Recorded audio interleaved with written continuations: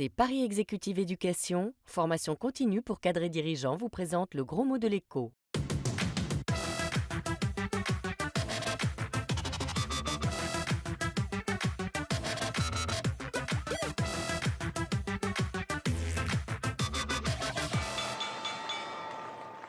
Bonjour madame, je voulais faire un dépôt Orange Money. Il n'y en a pas.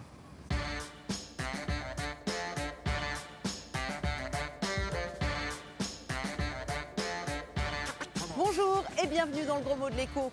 Ce genre de kiosque fourmille ici à Abidjan, transfert de fonds, épargne, paiement. En Afrique, l'argent circule beaucoup par SMS. Un mobile sur 3 est relié à un compte. L'argent mobile est une vraie révolution technologique car il ne transite ni par les banques ni par Internet. En langage business, on appelle ça un leapfrog, un saut de grenouille. Mais qu'est-ce que c'est exactement ?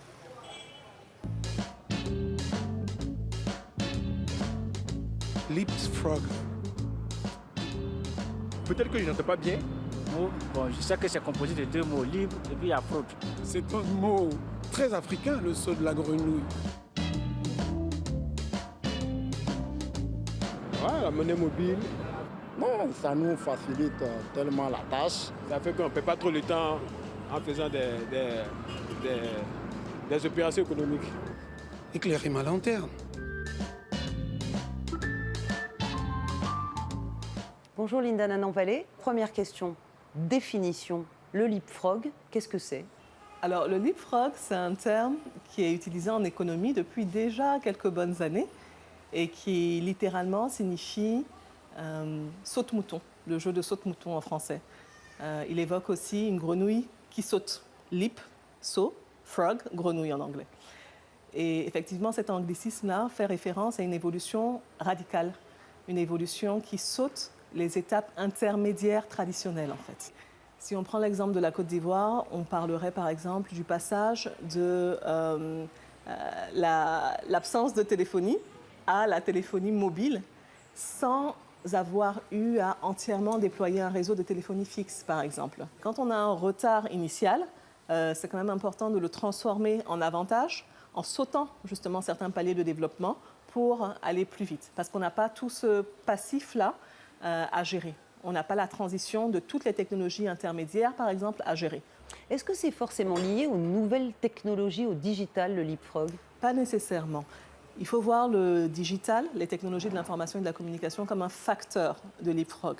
Mais d'autres facteurs aussi sont importants. Par exemple, la capacité à attirer des investissements, le cadre réglementaire propice et efficace d'un pays, ou encore le renforcement des capacités, l'importance de la formation dans un pays. Donc la recherche, l'innovation et la formation sont vraiment des aspects capitaux.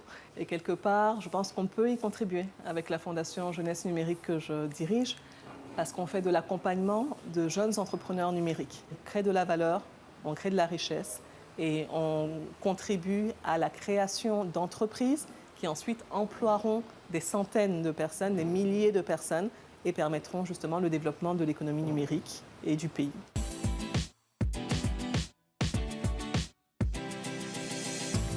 Ça, c'est la théorie, mais en pratique. Exemple concret avec l'IFILED, une start-up ivoirienne pionnière du LiFi. Le LiFi, c'est une nouvelle technologie sans fil où la lumière permet d'éclairer, bien sûr, mais aussi d'échanger des données via Internet. Le LiFi est en cours d'expérimentation en Europe, mais il est déjà en cours de commercialisation en Afrique. Bonjour Ange Balma. Bonjour Myriam. Vous avez créé l'IFILED, donc c'est Tout vous à le fait. patron ? C'est bien moi. Vous êtes en train de déployer cette technologie LiFi Tout à fait. partout en Afrique. Où est-ce que vous allez ce matin ? Alors ce matin, on va dans un village à 60 km d'Abidjan, Braïmakro, où nous allons voir comment l'installation fonctionne et nous allons procéder au lancement du test de ce jour. Vous m'emmenez ? Avec plaisir.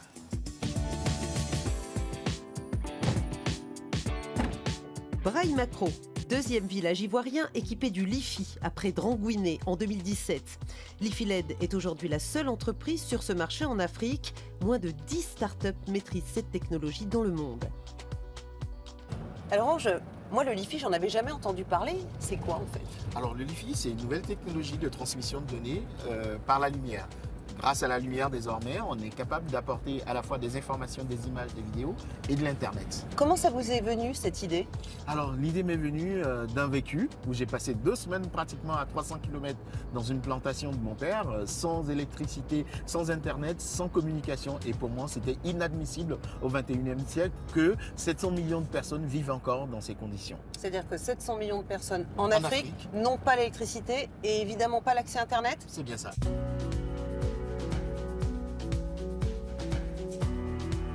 Des panneaux solaires, des ampoules LED et une antenne satellite pour amener Internet à la Terre, le LiFi prend ses quartiers à Braille-Macro.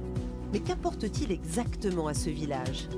On va dire un développement, un saut technologique, puisque quand on est arrivé dans le village, ils n'avaient ni électricité, ni Internet, encore moins de la télévision pour pouvoir suivre des émissions ou de l'information.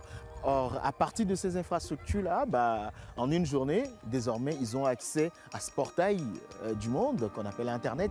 Pour les écoliers, ils auront accès à du contenu, donc les fameux MOOC, l'apprentissage par Internet. Donc, ils auront accès à l'ensemble du contenu pour pouvoir améliorer et faire leurs devoirs et apprendre de nouvelles choses.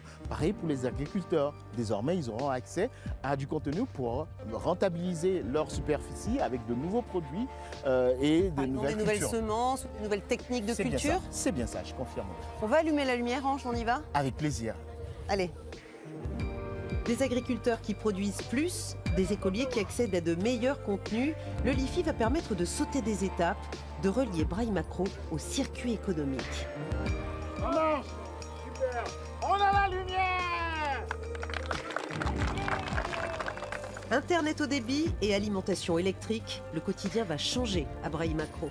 Nous avons des difficultés en fait. On va dans le village voisin qui fait 6 km de là pour charger le téléphone et que ce village est électrifié.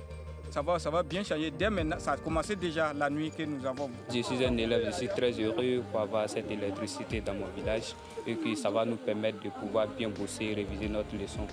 D'ici 2020, l'IFILED compte équiper 6000 villages en Côte d'Ivoire.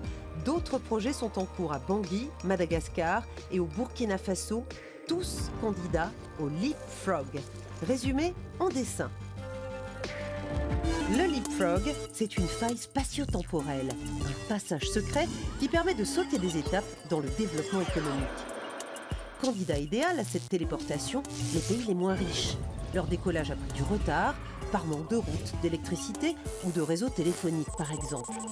Mais si une nouvelle technologie apparaît, ces handicaps peuvent devenir des atouts. C'est ce que l'économiste Alexander Gerschenkron appelle l'avantage de l'arriération. Exemple de cette remise en orbite, la technologie mobile.